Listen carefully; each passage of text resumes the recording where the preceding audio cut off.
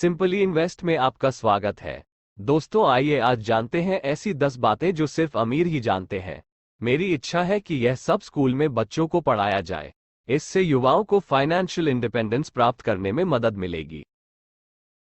जब तक आपका दिन का काम व्यापारी नहीं है, शेयर बाजार को समय देने की कोशिश न करें।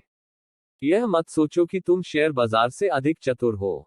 यह मत सोचो कि तुम जानते हो कि कौन से शेयर अच्छा प्रदर्शन करने जा रहे हैं और कौन से खराब करने जा रहे हैं। ये सोचना कि आप लापरवाही से वह कर सकते हैं जो कुछ लोग अपने पूरे करियर को बनाते हैं, भोली और लापरवाह है। सबसे अच्छा, ये जुआ है। इसके बजाय अपने पैसे का एक हिस्सा निवेश करें जिसे आप अपनी पसंद की कंपनियों में खोने के लिए तैयार हैं और आने वाले वर्षों के लिए होल्ड करना चाहते हैं। ये सबसे अच्छा है यदि आप इन निर्णयों को एक वित्तीय सलाहकार के साथ बनाते हैं, और इससे भी बेहतर यदि आप अपने पीएफ खाते के अंदर इन दीर्घकालिक विकल्पों को खरीदते हैं। इस तरह आपका लाभ कर मुक्त रहता है।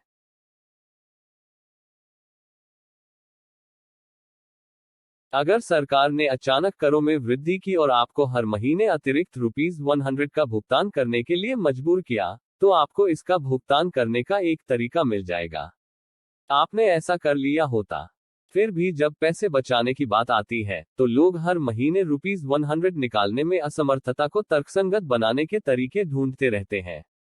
एक स्वचालित बैंक हस्तांतरण सेट करें ताकि जैसे ही आप अपनी तनख्वाह प्राप्त करें, इसका एक छोटा हिस्सा तुरंत आपके बचत खाते में चला जाए। आपको दिखावा करना चाहिए कि यह मौजूद ही नहीं है, और अब से कुछ साल बाद आप खुद को धन्यवाद देंगे। एक युवा व्यक्ति जो सबसे अच्छा काम कर सकता है, वो है पीएफ खाता खोलना, जो या तो प्राथमिक या द्वितीयक बचत खाते के रूप में दोगुना हो सकता है। हालांकि यहाँ आशय यह है कि जीवन में बहुत बाद तक पैसे को छुआ नहीं जाता है। यदि आप 60 वर्ष की आयु से पहले इससे हटते हैं तो आप पर जुर्माना लगाया जाता है। बोनस, हालांकि ये है कि पीएफ खाते में आपका पैसा कर मुक्त हो सकता है, जो 3 या 4 दशकों में कॉम्पाउंड रूप से बहुत अधिक धन बन जाता है। दौलत बनाने की दिशा में सबसे आसान कदम जिससे लोग संघर्ष करते हैं, वो जितना कमाते हैं उससे कम खर्च करना है। ये हास्यास्पद लग सकता है, लेकिन ये सच है। बहुत से लोग जितना कमाते हैं उससे अधिक खर्च करते हैं और क्रेडिट कार्ड पर अंतर तैरते हैं। वे मानते हैं कि वे भविष्य में और अधिक कमाएंगे और यह सब स्वयं ही समाप्त हो जाएगा, जब वास्तव में जिस क्षण वे अधिक पैसा बनाना शुरू करते हैं, उतना ही अधिक वे खर्च करते हैं। बुरी आदत बनी रहती है और वे लगातार घाटे में चल रहे होते हैं।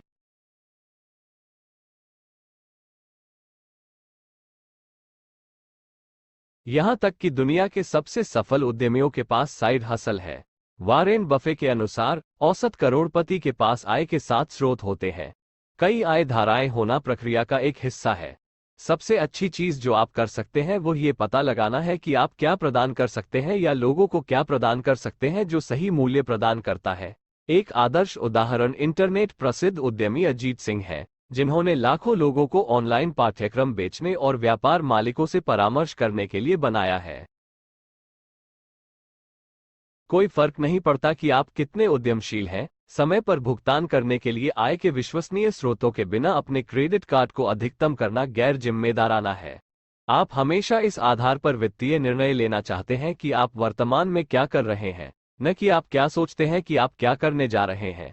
पुनर्निवेश करने या खर्च करने से पहले जब तक आपके पास पैसा नहीं है, तब तक प्रतीक्षा करें, अन्यथा आप स्वयं को ब्याज भुगतानों में डूबा हुआ पाएंगे। जब आपके पास एक लक्ष्य होता है, तो आप अपने पैसे के प्रति अधिक जिम्मेदार होते हैं। ये तब होता है जब आपके पास कोई लक्ष्य नहीं होता है कि सहज खरीद को युक्तिसंगत बनाना बहुत आसान होता है। प्रत्येक वर्ष की शुरुआत में अपने लिए एक बड़ा लक्ष्य निर्धारित करें और फिर उस लक्ष्य को 3 महीने की वृद्धि तिमाहियों में तोड़ दें ताकि आप अपनी प्रगति की जांच कर सकें। ये छोटे लक्ष्य हैं जो बड़े लक्ष्य को अधिक प्राप्य लगने में मदद करते हैं और आपको इस बात का आभास देंगे कि आप रास्ते में सही रास्ते पर हैं या नहीं। नेरडवालेट द्वारा एक महान लेख में सारांशित कई वित्तीय विशेषज्ञ सुझाव देते हैं कि आपकी आय का 50% जरूरतों जैसे आवास, कार भुगतान, भोजन इत्यादि पर खर्च किया जाना चाहिए। 30% जो आप चाहते हैं, कपड़े, अच्छा भोजन आदि, और शेष 20% बचाना चाहिए। विशेष रूप से जब आप युवा हैं, तो आप 7-0-2-0-1-0 के करीब काम करने जा रहे हैं, अपनी आय का 70% खर्च कर रहे हैं और 20 बचा रहे हैं। यदि आप इसका पालन भी कर सकते हैं, तो आप अच्छे आकार में हैं। कुछ भी नहीं वित्तीय सफलता को उन लोगों के साथ घूमने से रोकता है जो इसे पहले ही प्राप्त कर चुके हैं। इसका मतलब है कि अपने से बड़े लोगों को ढूंढना जिससे आप सीख सकते हैं और यह भी सुनिश्चित कर सकते हैं कि आपके दोस्तों के समूह में ऐसे लोग शामिल हैं जो समान वित्तीय लक्ष्यों को साझा करते हैं। जब आप सहज खर्च करने वालों के साथ समय बिता रहे हो तो वित्तीय अनुशासन का पालन करना कठिन हो सकता है। वित्त की कला के बारे में सीखने का एक शानदार तरीका एक पारिवारिक मित्र को ढूंढना है जो पूरी प्रक्रिया के दौरान आपको परामर्श दे सके, कोई ऐसा व्यक्ति जिसने अपनी स्वयं की वित्तीय सफलता हासिल की हो।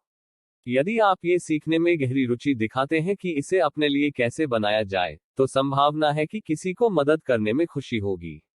सीखने की ललक बहुत दूर तक जाती है।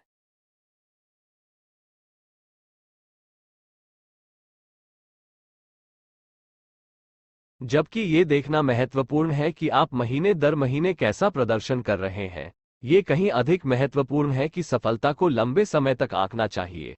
एक वर्ष आपकी वित्तीय प्रथाओं का एक अच्छा संकेत है।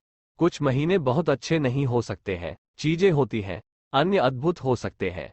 लेकिन महत्वपूर्ण बात यह है कि साल के अंत में आपने अपनी आय का कम से कम 10% बचाया।